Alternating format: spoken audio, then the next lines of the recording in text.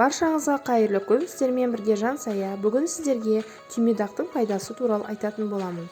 Ең алдымен каналыма тіркелмеген болсаңыз, каналыма тіркеліп алыңыз.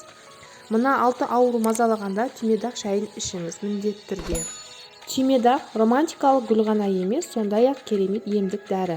Түймедақ қосылған шай ұйқыңызды реттейді, артық салмақтан арылтады, тырнақ пен шаштың саулығын жақсартады. Оған қоса бірнеше дертке дауа болатын қасиетке ие. Бастысы қалай, қашан және кімге керек екенін біліп алсаңыз болғаны. Ең алдымен ұйқысыздыққа пайдалы.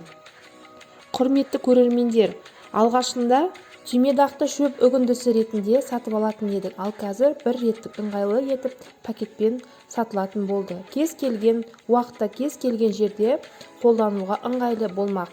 Демек, саулығымыздың жақсарту үшін сылтау іздемей іске кірісейік. Ұйқысыздық ең қауіпті әрі мазасыз ауру. Оған дер кезінде емдік шараларын қарастырмаса, ауруларының саны көбейтіп, асқандырып алатын сөзсіз. Ұйқысыздық ауруының ең тиімді әрі қолжетімді емі түймедақ шайы.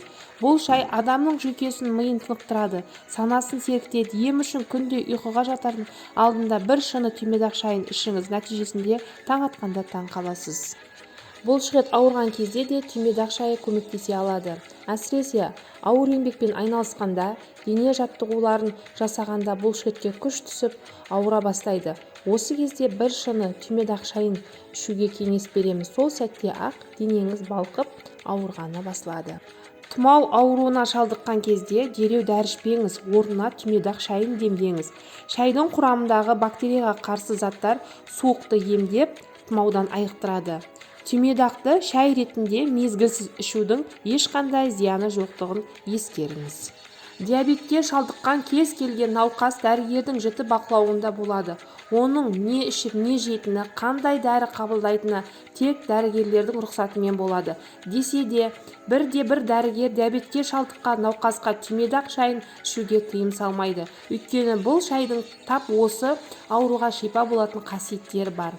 Түймедақ шайы қандағы қанттың мөлшерін реттейтін қабілетке ие. Тері саулығына да түймедақ шайы жауап бере алады. Ал түймедақ тұнбасымен теріңізге тоник жасасаңыз, нәтижесі керемет болады. Түймедақ тұнбасы қабынуды емдейді, микробты өлтіреді, теріні антиоксидантпен қамтиды, сонымен қатар көздің айналасында қара дақты кетіреді, тіпті тырнақтың да ізін жоғалта алады. Ал аллергияның әсерінен теріңізде өзгерістер болып жатса, онда уақыт оздырмай түймедақ шайын ішуді бастаңыз. Шашты қуаттандырады. Шаш сұлулықтың тақырыбы. Алайда оның ағаруы, түсуі денсаулыққа тікелей қатысты.